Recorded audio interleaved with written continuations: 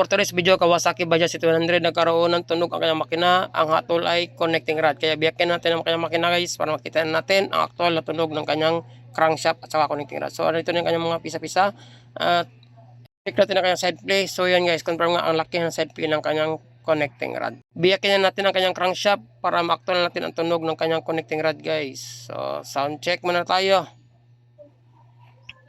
So confirm nga, pupunta tayo sa bayan at bibili tayo ng bagong set na connecting rod na genuine. Kasi yun ang gusto ng may-ari na ikabit guys. So at ito na nga guys, kabilang tayo ng genuine connecting rod. Yan po ay 950 pesos. At ito tayo sa machine shop na baklas ng kanyang connecting rod guys. So ito na yung sira ng kanyang connecting rod at dalawang bearing na bago. At naikabit na natin ang ating bagong connecting rod. Naalan na rin.